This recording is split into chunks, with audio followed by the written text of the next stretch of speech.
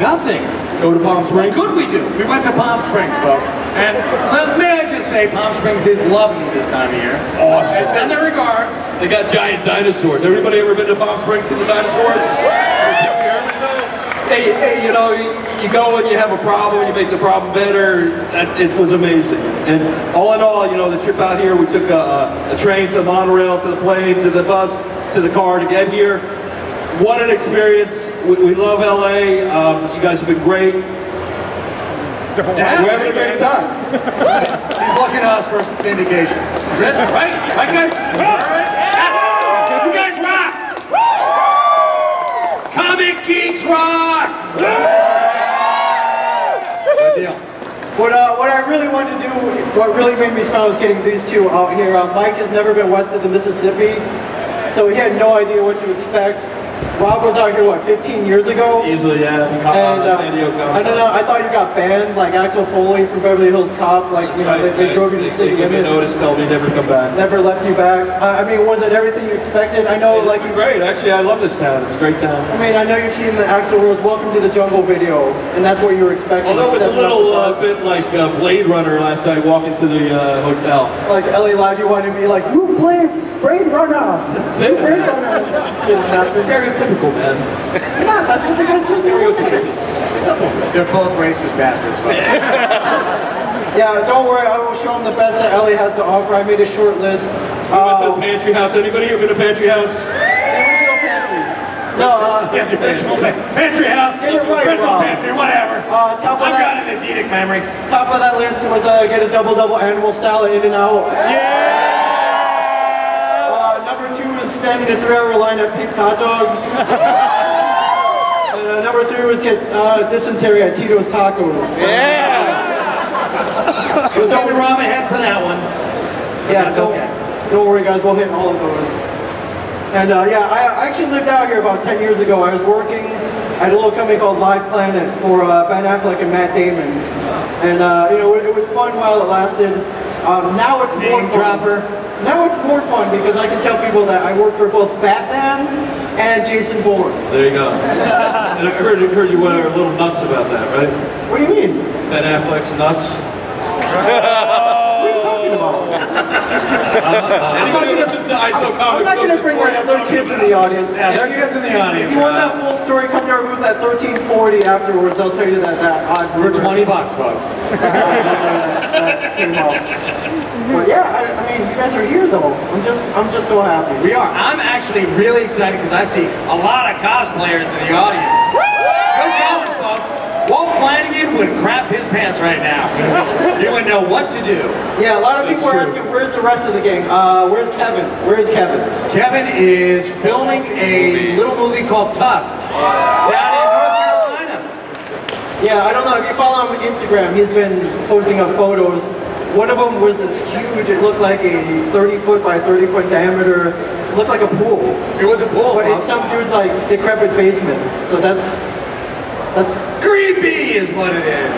That's all you had to know. He was here last year, I think. Yeah, he was here last year. So, where's Brian Johnson? Brian Johnson is a lazy sack of crap who couldn't get out of his basement. Yeah. I mean, what? Brian.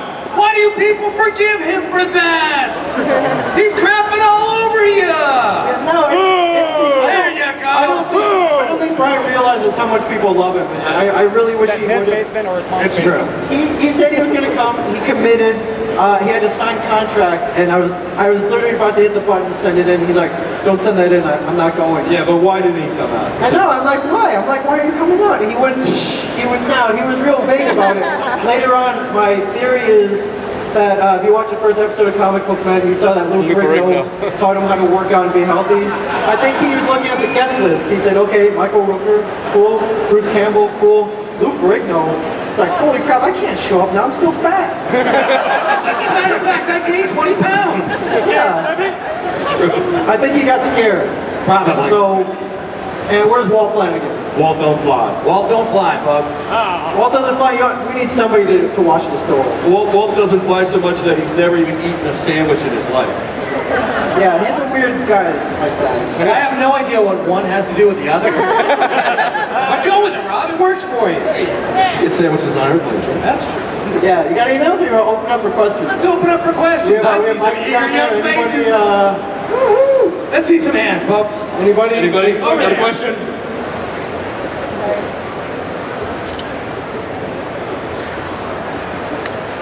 We love you guys.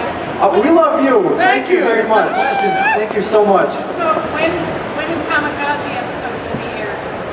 Kamikaze. We should, Episode. That's actually a great idea, but they might have. I don't know. Does AMC own Sci-Fi Channel? no, they don't. I'm sorry. That answers that question. I wish they would have been rolling tape on this whole trip here. Oh, that would have been great. The bus ride over, Rob doing that, all the wacky Constantly. situations. Hey, it's great. iPads are great. I'm going to tell you something, folks. He was second guessing our cab driver on the way here yesterday. I thought it was He's like, why isn't he taking the? He took us 10 miles out of our way. No, he Why didn't. Why are you taking the I one taking the over? 105, he took the 110. When was the last time you were here? I know, how do you know what? I really taking the wrong Yeah, but I route. smell my own. Rob, do you realize how much people love you? Yeah. You ever talk to my wife?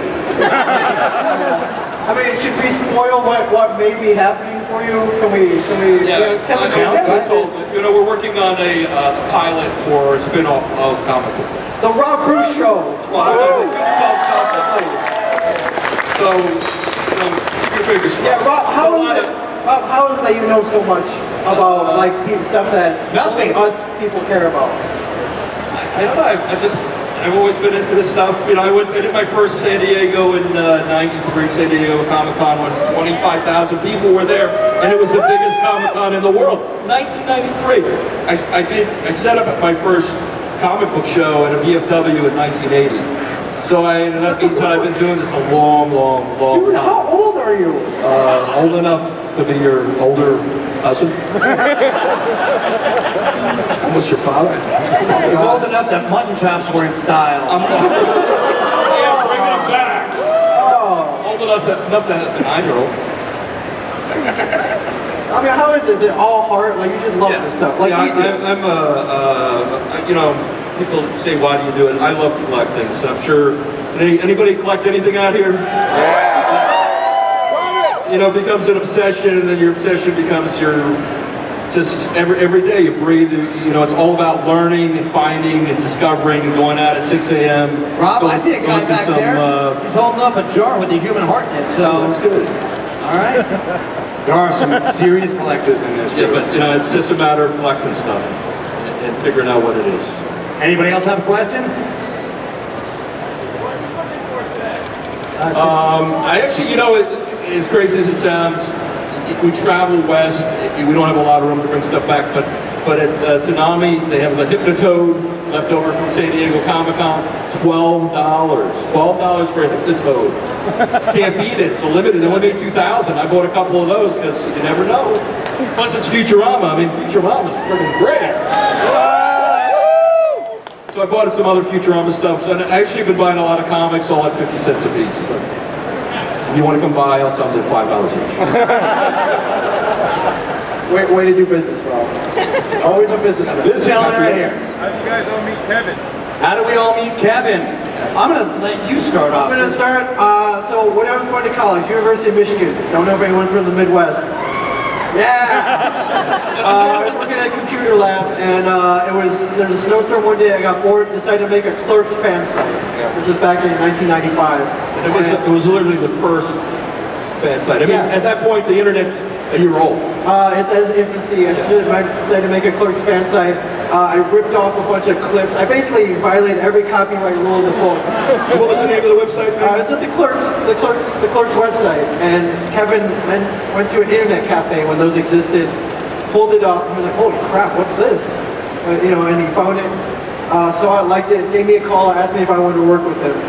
And now I'm sitting up here at Comicaze. It's about 20 years later, dude. Like 20 a years. TV show with YouTube. It's crazy. And I work with Kevin Smith, so, you know, just do what you like. And, you know, things tend to work out. It's worked out for you. Well, yeah, and you know, in my case, I had a store in town that was across the street from where Comicology was. If anybody knows the history of the Secret Stash, the Comicology was a store that was owned before Kevin bought it. It's a store he bought. And I knew Brian when he was running it originally in Red Bank, and you know, I'm from Red Bank, and born and raised in Michael. You didn't answer the question. You just rambled those. Kevin, he was shooting Chasing Amy, and he was walking across the street, and I said, "Hey, you're Kevin Smith." That's the first time I met him. First time I met Kevin Smith, I was actually working in a supermarket, and he was buying toilet paper. Yeah. Is this a real story? Real story. I was working at the Superfood down in Red Bank, and he was over. He was deciding on Charmin or Angel Soft. I walked by and I said, "Don't squeeze the Charmin, and go for the Angel Soft. And also, I'm a huge fan of your stuff." It was like 6 o'clock in the morning. He thought he was safe. He like shook his head and was like, "Oh crap, one of you." And he didn't remember that story. You're a baller, Rob. I don't know what speeches. I remember that same thing when Kevin contacted me to work on his site. He left a message on my phone. He was like, "This is the number of the office. Will you call at 3 p.m. tomorrow?" And I was like, "Holy crap!" And it was him because I knew the voice in Clerks. And I was like, "All right." So call the office at 3 o'clock. Phone rings about 3 times, and it picks up, and I hear this. "Hello?" And I'm like, "Hi, yes, it's Kevin Smith there." He's like, "No, he's not here right now." And I'm like, "It's all right, he told me to call, this is cool, like I'm not, you know, he told me to call. Is he there?" He's like, "No, call back later." I'm like, "All right, cool." And I hung up and I realized the guy who picked up the phone was Jason Mewes.